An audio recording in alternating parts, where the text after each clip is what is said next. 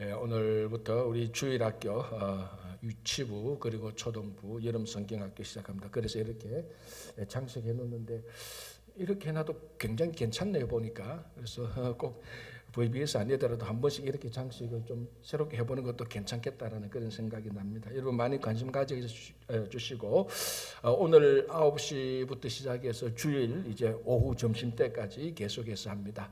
우리 수고하시는 전도사님 그리고 선생님들을 위해서 봉사자들을 위해서 여러분 많이 기도해 주시기 바랍니다. 자, 히브리서 9장 보겠습니다. 계속해서 레위기에 나타난 그 제사 그리고 우리 그 모세오경에 나타난 성막 그리고 이제 이것을 이어가는 이것을 완성시키는 대제사장 예수님에 대하여서 계속해서 말씀하고 있는데요. 자, 1절부터 5절까지는 우리가 잘 아는 첫 번째 성막, 모세 성막이라고도 부르기도 하죠. 그 모세 성막의 성소와 지성소에 관해서 간단하게 설명을 해주고 있습니다. 자, 같이 한번 보겠습니다. 1절 첫 언약에도, 자, 여기서 말하는 첫 언약은 모세가 받은 율법을 말하는 것이죠. 첫 언약에도 그건 모세 율법에 의하면은 예법과 세상에 속한 성소가 있더라. 그 예법, 뭐 예법과 제사, 제사장, 성막, 뭐 이런 여러 가지 예법이 있죠. 세상에 속한 성소가 있더라. 자, 여기서 이 성소를 세상에 속했다라고 말하는 건데, 자, 여기서 말하는 이 성소는 모세 성막을 얘기하는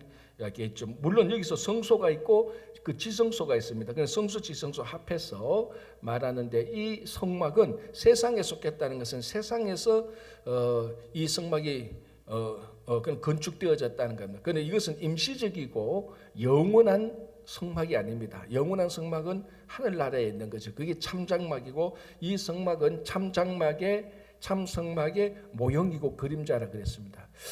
그러니까 이 어떻게 보면은 히브리서의 가장 중요한 단어는 모형과 그림자일 수도 있습니다. 왜냐하면은 히브리서는 레위기의 그 율법을 완성시키는 거니까. 그러니까 레위기에 나타난 모든 율법들, 제사, 뭐 성막, 제사장, 규례 이런 것들은 전부 다 예수 그리스도에 대한 모형과 그림자입니다. 이걸 인정하느냐 안 하느냐에 따라서 쉽게 말하면 유대교냐 기독교냐 또 이렇게 될 수도 있는 겁니다. 아니 이렇게 되는 거죠 사실은. 그 유대교인들에게 주이시 유대인들에게 야 너희들이 너희들이 알고 있는 그 제사 그거 다 모형과 그림자야.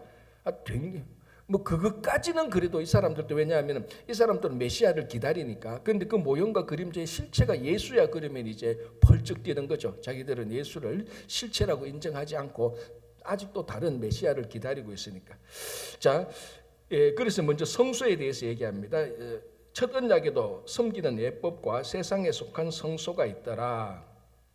예비한 첫 장막이 있고 그 안에 등잔대와 상과 진설병이 있으니 이는 성소라 읽고자 장막 또는 성전, 장막이 성전이니까 장막 성전에는 성소와 지성소가 있고 사실은 성전에 가면은 성전 뜰이 있습니다. 그리고 또 그 밖에 있고 그래서 이방인을 위한 뜰, 이방인을 위한 그리고 남자를 위한 뜰, 그리고 여인을 위한 마당, 이방인 그리고 안에 성소, 지성소 이렇게 다 구분되가 있고 여러분 아시다시피 성소는 제사장만 들어옵니다.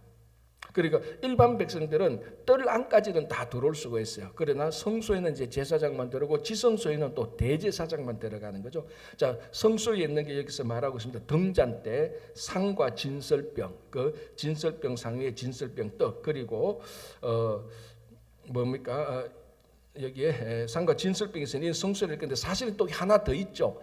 향단이 있습니다. 향. 자, 그런데 여기서 약간 이제 또 혼돈되는 게 4절을 보면은 이게 지성소에 있는 것을 금향유라고 말하는데 이게 금향로 이게 사실은 향단입니다. 그런데 엄밀히 말하면은 3절, 자 3절 4절 한 번 더 볼게요. 3절 또 둘째 휘장 뒤에 있는 장막을 지성소라 일컫나니 금향로와 사면을 산 언약궤가 있고. 자, 그럼 지성소에 금향례와 언약궤가 있다고 되어 있는데 정확히 말하면은 금향로 이거는 향단이거든요. 향단에 있는 향로인데 이거는 사실은 성막에 있는 겁니다. 그러니까 성소에 있는 겁니다. 그러니까 어떻게 보면은 이 히브리서 저자가 이걸 지금 잘못 알았다라고 말을 할 수가 있는 거예요. 왜? 성소와 지성소인데 우리 구약에 성소의 향단, 이 향단이 바로 금향로, 향단, 진설병, 그 상과 진설병 그리고 그 등잔대 3개가 있고 그 지성소에는 딱 하나만 있습니다. 지성소에는 뭐가 있으면 언약궤만 있습니다. 그런데 히브리서를 보니까 금향로도 있다 이렇게 지금 표현이 되어가 있습니다.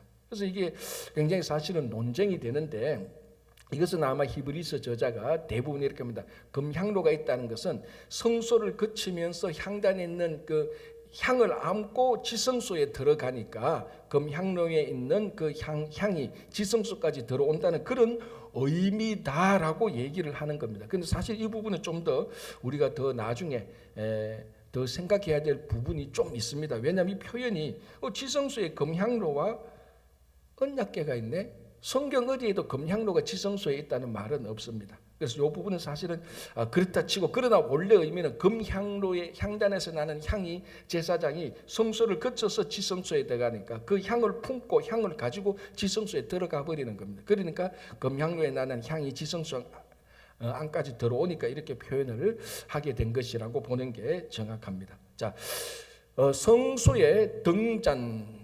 자, 성소의 향단은 하루에 2번 그 제사장이 가서 향을 피우고, 성소에 있는 등잔대 불은 1년 365일 24일, 그 하루 24일 계속해서 이 불은 꺼지면 안 됩니다. 계속해서 켜 있어야 되고, 그리고 상위에 있는 진설병, 디스플레이 해놓은 떡이죠. 이것은 일주일에 한 번씩 그냥 안식일마다 제사장이 들어가서 이 떡을 계속해서 신선한 떡으로 바꿔야 되는 겁니다. 자, 이렇게 해서 성소가 있고, 이제 지성소로 들어가면 금향로와 아까 얘기했죠. 중요한 것은 금향로는 사실은 전혀 지금 여기서 어떤 중요한 메시지가 아닙니다. 자, 이제 그 다음에 나오는 게 3절 또 둘째 휘장 뒤에 있는 장막을 지성소라 일컫나니 금향로와 사면을 금으로 싼 언약궤가 있고, 이제 이게 핵심이죠. 언약궤, 다른 말로 말하면 뭡니까? 언약궤라고 말하고, 이 언약궤 윗자리를 속죄소, 시언소, 어제 얘기했죠. 거기에 있는데 이 언약궤 안에 3개가 있다라고 이제 정확히 명시하고 있습니다. 만나를 담은 항아리, 모세의 쌍난 지팡이, 그리고 돌판 2개. 자, 이 의미는 우리가 잘 알지 않습니까? 모세의 쌍난 모세의 쌍난 지팡이가 아니라 아론의 쌍난 지팡이. 아론의 쌍난 지팡이가 의미하는 게 뭡니까? 아론이 대제사장, 그러니까 제사장직의 리더로서 주는 권위입니다. 고라 일당이 막 반역했을 때 하나님께서 이 고라 일당이 야 너희들만 제사장하고 너희들만 뭐 대제사장하냐, 우리도 레위 지파가 아니야, 우리도 리더다 이렇게 말할 때 하나님께서 너희들 그 12지팡이 다 가지고 와서 그 12지파의 지팡이 가져와서 거기서 진짜 하나님께서 주신 권위, 제사장의 권위는 아론의 그 지팡이에서 싹이 나는 거다 해서 싹이 난 지팡이가 아론의 지팡이에 싹이 납니다. 그래서 아론이 그 제사장의 권위가 있다는 것을 알려준 겁니다. 그죠? 그러니까 이것은 어떤 신앙의 권위를 말하는 것이고, 만나를 담은 항아리야 뭐 두말할 것도 없이 하나님께서 우리를 매일 everyday 하나님께서 우리에게 오늘의 양식을 준다는 것이고요. 그리고 뭡니까? 이제 언약의 돌판. 자, 이건 이제 이게 사실은 제일 중요한 거죠. 이 언약의 돌판인 것은 크게 보면은 율법. 이제 모세가 하나님으로 받은 십계명 이걸 말하는데, 제가 늘 말씀드리지만 지금 모세가 있었을 그 당시, 그러니까 하나님이 아브라함을 불렀을 때 말씀으로 불렀고, 이제 모세에게는 기록된 말씀을 주기 시작하는 겁니다. 자, 지금 오늘 말씀은 어제 우리 본 것처럼 우리 마음과 생각에 말씀을 새겨 놓았다. 성령께서 그렇게 말했죠. 그러니까 모세가 받은 율법, 이 돌판 2개가 성소에 있는데, 그 당시 어떤 종교도 이렇게 말씀이 최고로, 율법이 최고로 되는 종교는 아무 종교도 없었습니다. 다 그럴 수밖에 없는 게 이방 종교라는 게, 사실 제가 말을 이방 종교라고 말을 해서 그 말을 이방 종교라고 해서 그렇지 사실 다 우상 섬기는 거잖아요. 우상 섬기는데 말씀이 필요 없습니다. 우상은 그러니까 그저 자기 원하는 대로, 사실 우상을 자기 마음대로 조정하고 자기 원하는 대로 섬기는 게 다 우상 섬기는 거예요. 그런데 말씀의 종교는 뭡니까? 초점이 내게 있습니까? 하나님에게 있습니까? 하나님이 우리에게 주신 말씀을 따라가는 겁니다. 그것을 기억하기 위하여서, 또 그것을 지키기 위해서 언약궤 안에 돌판 2개를 넣어 놓은 것입니다. 자, 이제 5절로 가겠습니다.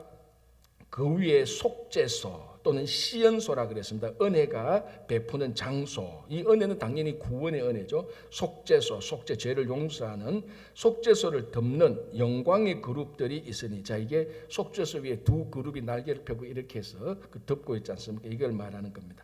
자, 여기서 덮는다는 말, 속죄소를 덮는다는 말, 이거 커브한다는 말인데 우리 죄를 덮는다는 말하고 똑같은 의미입니다. 그래서 우리가 하나님으로부터 용서함을 받고 구원을 얻고 하는 이 여기에 대한 의미가 몇 가지 있습니다. 그 중에 하나가 우리 죄가 덮어져서 하나님 하늘에 계신, 그리고 위치적으로 위에 있는 하늘에 계신 하나님께서 우리를 볼 때 이 짐승의 피가 덮어져서 우리 죄를 그 대신 진 이 짐승의 피가 덮어져서 우리 죄가 안 보이는, 그게 이제 매일 피로 제사를 드리는 그런 의미입니다. 그래서 이제는 예수 그리스도 보혈의 피가 우리를 덮어버리는 거죠. 그거하고 같는 것처럼 이 덮는다는 말은 죄를 용서한다라는 그런 이제 의미로 우리가 받아들이는 겁니다. 자, 이것이 어디서 일어나냐? 지성소에서 일어나고 대제사장이 1년에 한 번 들어가서 일어나는 행위입니다. 자, 이건 뭐 우리가 다 알고 있는 그 성막의 성소와 지성소입니다. 자, 이것을 이제 히브리서를 썼던 분이 그렇게 말을 하고 5절 끝부분에 이제 낱낱이 말할 수 없노라, 이게 어려워서 말할 수 없노라가 아니고, 자, 지금 이게 중요한 게 아니고 이제 본론으로 들어가랍니다. 자, 그게 6절부터 나오는 거죠. 이 모든 것을 이같이 예비하였으니, 자, 성막을 예비했다. 무엇을 위해서? 영원한 성막을 위하여서. 그죠?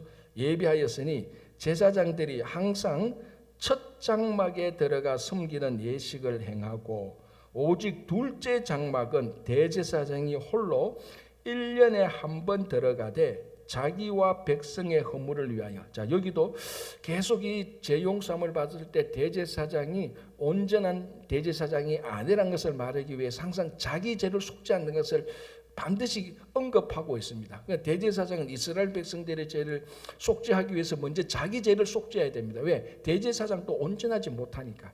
그래서 자기와 백성의 죄를, 자기와 백성의 허물을 위하여 드리는 바 피 없이는 아니하나니. 자, 이제 피가 이 제사의 핵심이죠.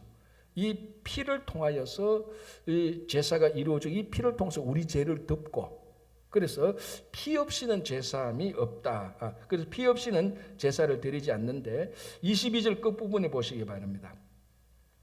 피 흘림이 없은즉 사함이 없다라고 말합니다. 짐승을 잡으면 반드시 그 피를 흘려야 됩니다. 이 피가 이제 이스라엘 백성들의 죄를 용서하는 것인데, 이게 이제 영원한 대제사장의 피, 예수 그리스도 보혈의 공로로 우리가 구원을 얻는, 이제 그게 명쾌하게 명확하게 히브리서는 그렇게 얘기해주고 있습니다. 그러니까 구약의 제사도 피 흘림이 없이는 제사를 드릴 수가 없습니다. 그런데 이 피는 전부 다 임시적으로 허락되는 짐승의 피입니다. 그러니까 짐승을 계속해서 잡는 수밖에 없죠. 계속해서 잡는 거죠. 그러나 예수 그리스도께서 한번 자기의 피를 흘림으로 말미암아 이젠 더 이상 그런 구약의 제사를 계속해서 반복해서 할 필요가 없습니다. 왜? 이제 완성되어 버렸으니까. 그래서 예수 그리스도, 그래서 우리가 보통 그리스도 예수 그리스도의 보혈의 공로로 구원을 얻었다, 이렇게 우리가 얘기를 많이 하는 겁니다. 그래서 왜? 예수의 보혈이 우리 죄를 용서해 주셨으니까.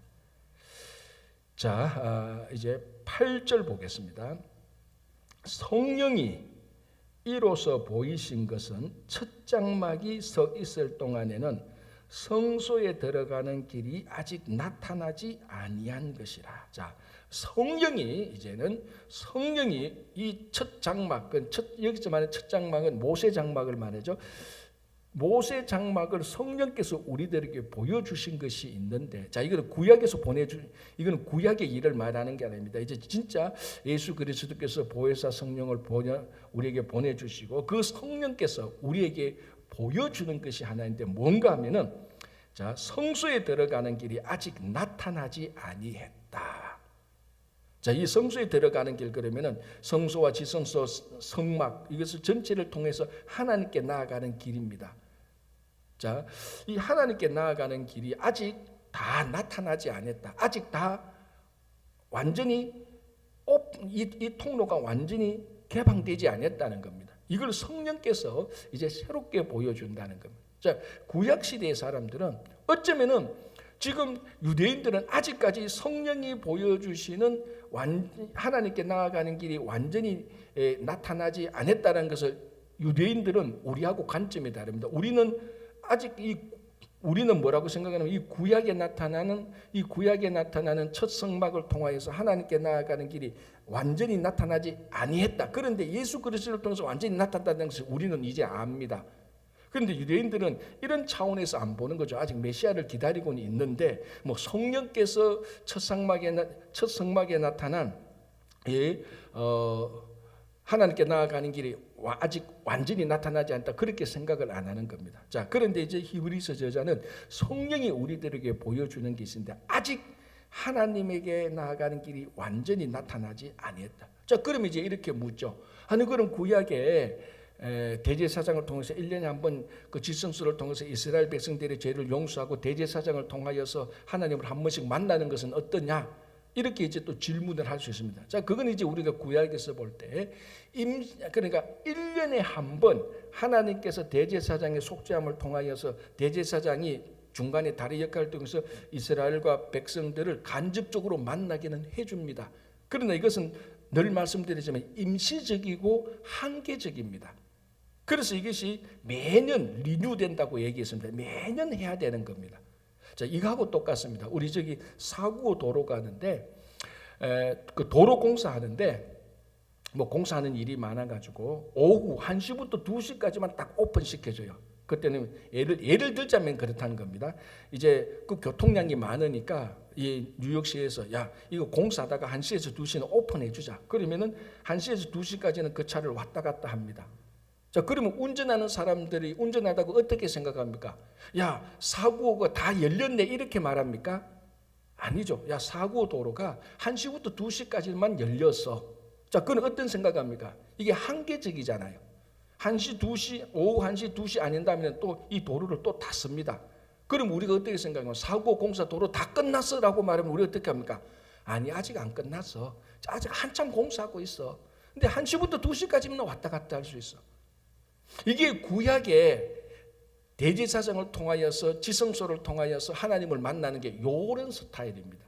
아직 완전히 공사가 안 끝난 거예요. 자, 그러면은 이 사구 공사를 하는데 1시부터 2시까지만 오픈시켜주는 이 사구 공사 도로를 어느 누구도 공사 다 끝났네 생각 안 합니다. 아직 공사하고 있네라고 생각하는 거예요. 공사하고 있는데 1시부터 2시까지만 임시적으로 열어놓은 거예요. 만약에 진짜 거기 완전 오픈됐다면 어떤 상황이어야 돼요? 언제든지 차 몰고 사고 가면 다 오픈돼가 있어야 되는 거예요. 그래야 도로 공사가 끝났네, 사고 도로가 완전히 개통됐네, 그렇게 말하는 겁니다.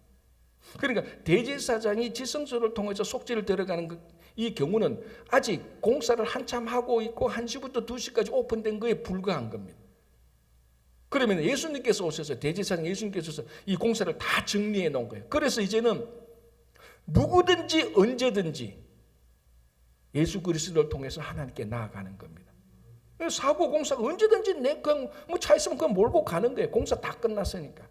자, 그래서 성령이 그걸 보여준 것입니다. 자, 다시 읽어볼게요. 8절에 성령이 이로써 보이신 것은 첫 장막이 서 있을 동안에는 성소에 들어가는 길이 아직 나타나지 아니했다. 성소에 들어가는 길이 아직 완공되지 않았다는 겁니다. 아직 완전히 오픈되지 않았다라고 얘기합니다. 자, 그럼 이제 뭐가 중요합니까? 이걸 빨리 오픈시켜야 되죠.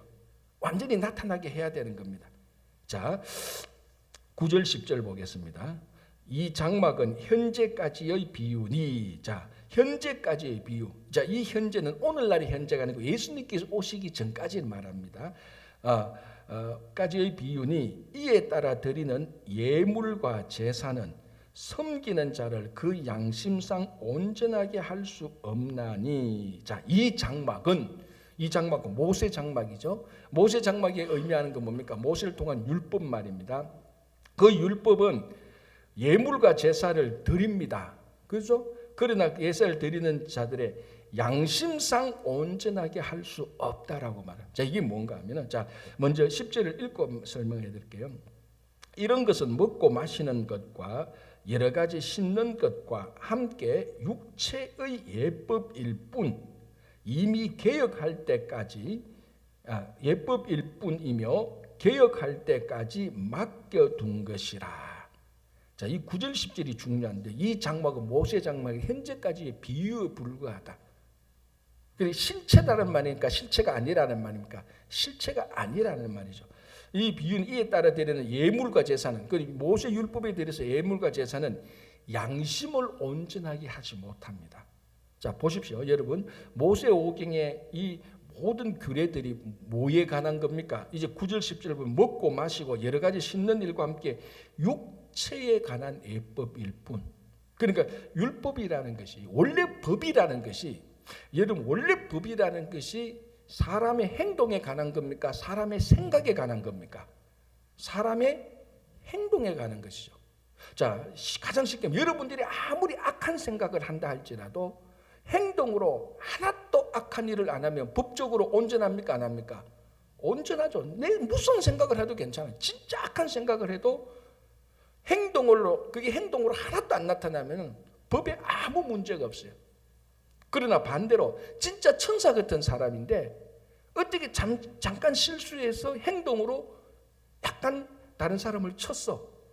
법적으로 문제가 있는 사람이에요. 그러나 우리가 한 사람을 생각해 보시기 바랍니다. 마음속에는 온갖 악한 생각이 있는데 겉으로 이걸 하나도 안 드러내는 사람하고 마음속에는 천사 같은 사람인데 실수로 잠깐 해서 미스테이크한 사람하고 여러분들이 볼 때는 누가 더 온전한 사람이에요? 우리가 볼 때는 실수를 했지만 마음적으로 진짜 선한 사람, 이게 더 좋은 사람 아닙니까? 그 법은 그걸 안 본다는 거예요. 그렇죠. 법은 그 마음의 중심 이런 거 싹 필요. 법은 겉으로 드러난 것밖에 안, 육체밖에 안 봅니다. 외양만 보는 거죠. 그래서 이 법은 네 안에 그러니까 이 법은 양심도 안 보고 안에 있는 죄의식 이런 거 아무 관심 없습니다. 겉으로 드러난 것 외양만 보는 게 법입니다. 지금 그걸 말하고 있는 거예요. 이 예물과 제사는 섬기는 자를 양심상 온전하게 할 수 있다. 그런데 율법이 우리 양심 내면을 변화시키지 못한다는 겁니다. 왜냐하면 율법의 근본 목적이 이걸 내면에 변화 주는 게 아니고 이렇게 겉으로 드러나는 모습에 대한 규정입니다. 그래서 이 율법은 양심상, 그러니까 자, 예를 들자면 율법에 의해서 제사를 드리는데 내가 막 마음도 하나도 편하고 기분도 좋지 않아. 그러나 율법에 의해서 요건 요렇게 하고 요건 이렇게 하고 저렇게 하고 딱 그 율법에 맞춰서 다 제사를 드렸다. 이거는 율법에 의하면 정당한 제사예요. 그러나 원래 하나님께 드리는 제사의 가장 기본은 뭡니까? 이런 내면의 변화, 양심과 이런 것이 기쁨과 즐거움이 있어야 되는 겁니다. 그런데 율법 자체가 그런 걸 못하는 겁니다. 그래서 여기서 9절에 이 장막은 현재까지 비유는 이에 따라 드리는 예물과 제사는 섬기는 자를 그 양심상 온전하게 할 수 없다. 자, 레위기나 번제, 소제 이런 규례를 보십시오. 그 내면의 양심을 건드립니까? 우리가 그렇게 해석을 하는 거죠. 원래 하나님의 뜻은 그렇게 줬는데 그 제사 드리는 사람이, 소제를 드리는 사람이 어떻게 하면 됩니까? 그 곡식을 가서 아주 빻아가 드리면 되는 거예요. 그 제사장이 그 내면을 안 보는 겁니다. 그러니까 양심의 죄의식이 있어도 그걸 해결하지 못하는 겁니다. 자, 10절 이런 것은 먹고 마시는 것과 여러 가지 씻는 것과 함께 육체에 대한 예법일 뿐이며 개혁할 때까지 맡겨둔 것이라. 자, 이 개혁한다는 말이 좀 굉장히 과감하게 번역되는데 원래는 바르게 할 때까지, 올바르게 할 때까지. 다시 말하면 정말로 예수 그리스도께서 오셔서 이걸 완성할 때까지 잠시 맡겨둔 거다. 전부 다 임시적인 것이고 한계적인 것이에요. 그래서 첫 번째 장막, 모세 장막은 첫 번째 장막에서 이루어지는 이 모든 일들은 우리 양심 내면을 완전히 변화시키지 못했다는 걸 말합니다. 자, 그래서 예수님께서 오셔서 산상수훈의 첫 번째 메시지가 뭔 줄 압니까, 여러분? 산상수훈의 첫 번째 메시지가 뭡니까? 그렇죠. 심령이 가난한 자는 복이 있는 거예요. 율법에 의하면 심령은 중요하지 않아요. 율법에 의하면 심령이 어떻든지 간에 율법은 심령에 대한 규례가 없어요. 그토록 행하는 것만 규례가 있는 거예요. 이것이 극단화된 사람이 형식적인 바리새인 일들이에요. 오랫동안 그러나 근본적으로 율법은 하나님께서 이스라엘에서 율법이 준 건 그런 거는 아닌데 이스라엘 백성들이 인간의 한계로 그렇게 받아들일 수밖에 없었던 것. 그래서 예수님께서 오셔서 산상수훈을 통해서 했던 첫 메시지가 심령이 가난한 자는 복이 있나니, 그렇게 말했다. 천국이죠. 이거. 심령이 가난한 자. 그러니까 율법은 심령을 건드리지 못했습니다. 그래서 이 양심의 깨끗함과 정결함과 성숙함을 변화시키지 못했어요. 그러나 개혁할 때까지, 바르게 할 때까지, 더 말하면 예수님께서 올 때까지 잠시 맡겨둔 것이다. 그래서 바르게 하는 예수 그리스도께서 오시께서 이제 말씀입니다. 심령이 가난한 자는 복이 있나니. 하늘나라를 새롭게 보여줍니다. 지금까지는 하늘나라는 율법을 잘 지켜서 하나님 나라를 바라보고 메시아를 기다리는 것이 구약이었는데, 메시아 된 예수님께서 오셔서 야, 그 율법을 잘 지키는 게 아니고 너희 심령이 가난해야 된다. 자, 이 심령은 우리가 새 언약에서 말하는 이 말씀을 마음의 생각, 너희들의 마음과 생각에 새긴다. 그게 전부 다 성령이거든요. 그러니까 심령적으로, 마음적으로 외양 그 육체의 예법에서, 쉽게 말하면 육체의 예법에서 심령의 예법으로 바꿉니다. 여기에 뭐가 역사합니까? 성령께서 역사하시는 거예요. 그죠? 자, 보십시오. 11절. 그리스도께서는 장래 일의 대제사장으로 오사 손으로 짓지 아니한 것, 곧 이 창조에 속하지 아니한 더 크고 온전한 장막으로 말미암아. 자, 이제 여기서 장래 좋은 일의 대제사장으로 오셨다라고 말하는 것은 약간 헷갈릴 수 있는데, 여기서 말하는 장래, 미래는 지금 오늘 2023년 오늘 8월 18일 날 오늘에서 보는 미래가 아니고, 여기서 장래라는 말은 율법이 주어진 장래부터 예수님께서 오시기까지의 현재에서 보는 거예요. 그러니까 과거에서 예수님 오셨던 그 당시를 보니까 과거 기준으로 보면, 율법의 기준으로 보면 예수님께서 오신 것은 미래 일이잖아요. 장래 일이잖아요. 우리가 볼 때는 과거죠. 지금 2023년에서 볼 때는 예수님께서 완전한 대제사장으로 오신 것은 과거지만, 율법에서 볼 때는 예수님께서 오신 것은 미래의 일입니다. 지금 그 기준을 말하고 있는 거예요. 그러니까 예수님께서 지금 아직까지 우리에게 완전한 대제사장이 안 됐다. 아니요. 예수님께서는 이미 우리에게 완전한 대제사장이 다 되신 거예요. 그래서 여기서 장래 일의 장래라는 말을 현재에서 보는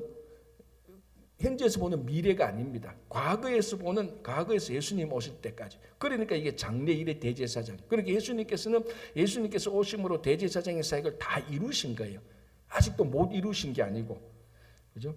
자, 그래서 그리스도께서는 장래 좋은 일의 대제사장으로 오사 손으로 짓지 아니한 것, 곧 이 창조에 속하지 아니한 더 크고 온전한 장막, 하늘에 있는 참 장막, 모형과 실체가 아닌 참 장막을 의미하는 거죠.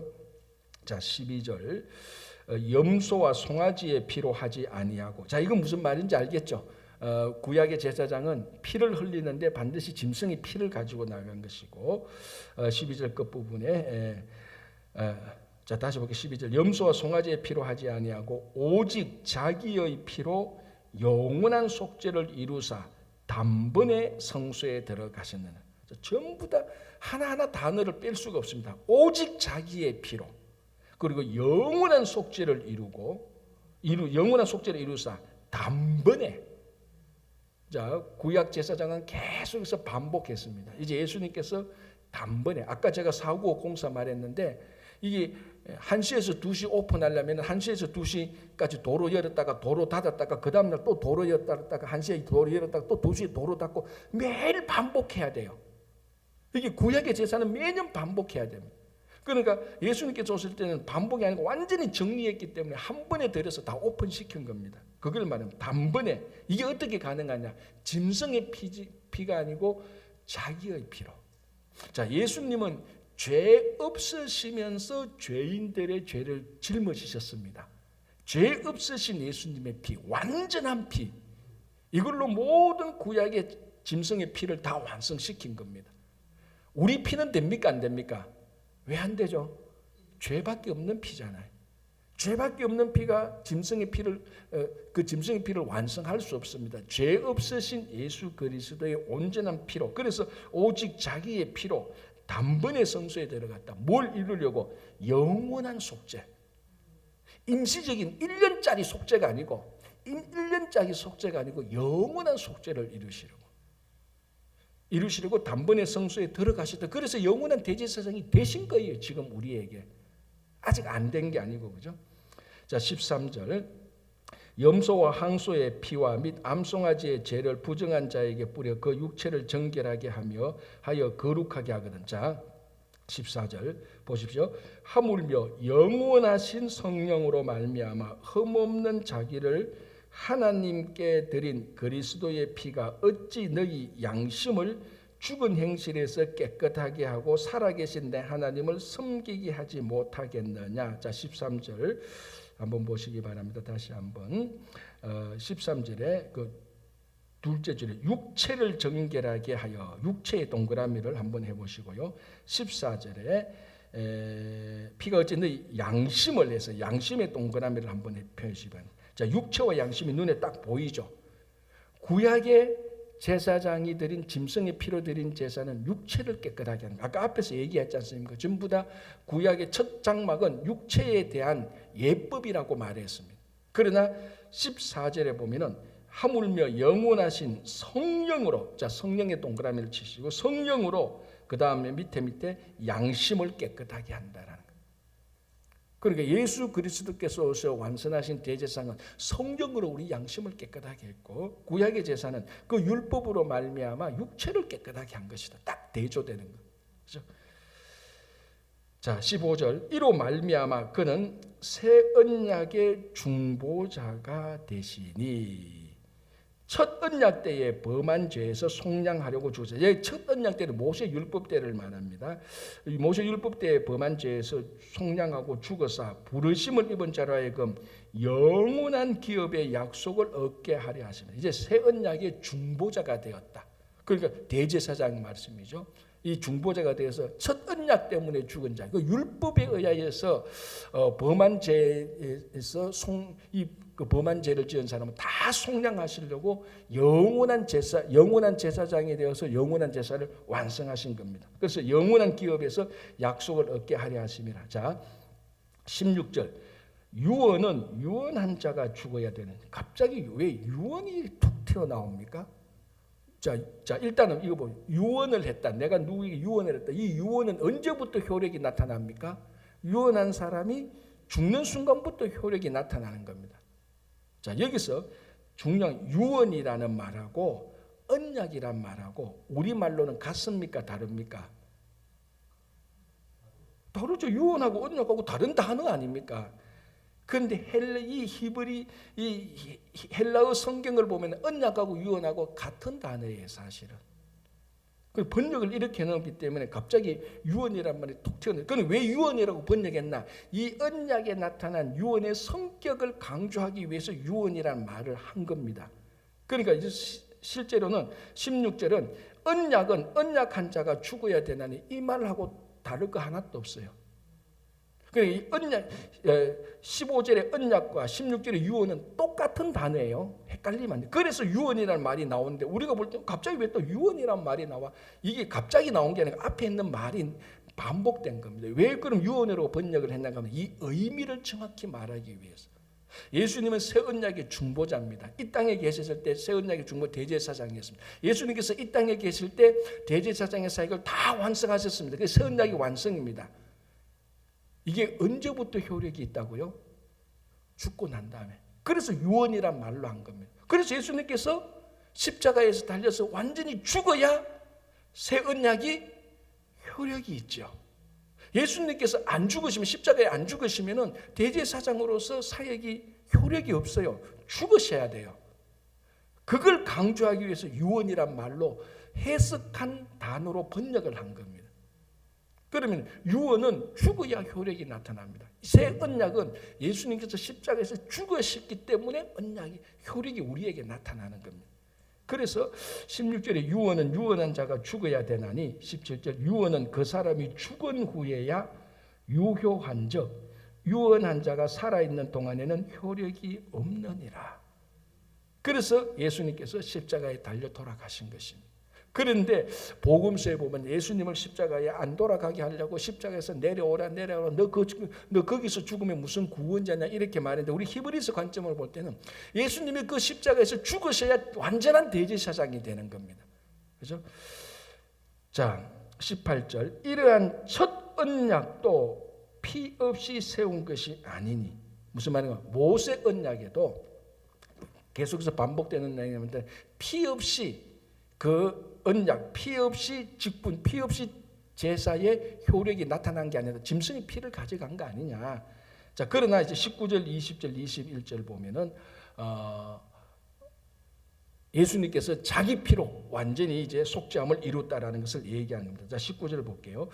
모세가 율법대로 모든 계명을 온 백성에게 말한 후에 송아지와 염소의 피와 및 물과 붉은 양털과 우슬초를 취하여 그 두루마리와 온 백성에게 뿌리며 이는 하나님이 너희에게 명하신 언약의 피라 하고. 자, 이게 모세가 짐승의 피를 뿌려서 이스라엘 백성들의 죄를 용서한 것을 언약의 피라고 했습니다. 이 언약은, 요 모세의 언약은 임시적이죠. 이 언약을 완성하신 분이 예수님이죠. 그래서 성찬할 때 예수님께서 잔을 나누어 주시면서 제자들에게 뭐라고 하면 다 받아 마셔라. 이것은 언약의 피다라고 말하는. 그래서 예수님께서 피로 새 언약을 세우신 것입니다. 그래서 십자가에서 제 피를 흘리시고 돌아가신 것입니다. 그래서 언약의 피라, 이 언약의 구약의 짐승의 피와 세운 것도 언약의 피인데, 임시적 언약의 피인데 예수님께서 십자가에서 흘리신 보이는 완전한 언약의 피를 세우신 것입니다. 21절 또한 이와 같이 피를 장막과 섬기는 일에서는 모든 거룩에 뿌렸느니라. 율법을 따라 그의 모든 물건이 피로서 정결하게 되나니 피 흘림이 없은즉 사함이 없다. 그러니까 율법에도 피를 뿌려야 그 죄 용서함을 받지 않습니까? 그는 예수 그리스도의 피 흘림으로써 모든 사람이 다 용서함을 받게 된 것을 증거하는 겁니다. 그래서 아주 치열하게 레위기의 율법을 예수님께서 제사와 제사장의 직분을 완전한 영원한 언약으로 만드신 것을 우리에게 증거합니다. 이런 대제사장이 우리에게 있다. 8절 1절 다시 볼게요. 지금 우리가 하는 말의 요점은 이러한 대제사장이 우리에게 있다는 것이라. 어제 맞아요. 팩트 체크가 확실한 겁니다. 이 제사장이 8절 9절을 통해서 계속해서 얼마나 위대한지, 온전한 제사장인지 우리에게 알려주고 우리 죄를 용서하심을 선포하고 계십니다. 이런 주님과 함께, 대제사장과 함께 동행하는 오늘 하루가 되시기를 바랍니다. 기도하겠습니다. 하나님 아버지 감사합니다. 오늘 하루를 시작하면서 대제사장 되신 예수 그리스도를 바라보며 하루를 시작하게 됩니다. 주님, 우리의 모든 죄를 용서하신 주님께서 우리가 이 땅에서 살아가는 동안에 하나님의 자녀로, 그리고 정말 하나님의 일꾼으로 살아가기에 부족함 없이 인도해 주심을 믿습니다. 성령께서 우리에게 역사하셔서 율법으로 우리 죄를 용서하지 못한, 우리 양심의, 우리 마음의 생각을 해결하지 못한 것을 성령께서 역사하셔서 우리 마음의 온갖 악한 생각과 마음과 감정을 물러가게 하시고, 그래서 우리 마음에 하늘의 기쁨과 즐거움으로 살아가게 하시고, 죄 용서의 확실함으로 살아가게 하시고, 우울함과 죄의식과 열등감이 다 사라지게 하셔서 성령께서 역사하시는 양심이 거룩함에서 살아가는 오늘 하루가 되게 하여 주시옵소서. 주님, 오늘부터 또 여름 성경학교를 시작하게 됩니다. 아버지 하나님, 우리 수고하시는 전도사님들, 선생님들, 봉사자들에게 함께해 주시고, 특별히 참여하는 모든 자녀들, 이번 아버지 하나님 오늘부터 주일까지 이 진행되는 여름 성경학교를 통해서 말씀을 배우고 예수님을 만나고 믿음과 건강과 마음과 생각이 많이 성숙하게 자랄 수 있도록 도와주시옵소서. 오늘도 우리의 삶을 주님께 맡기며 예수님 이름으로 기도합니다. 아멘. 자, 이렇게 기도하시고 돌아가시기 바랍니다.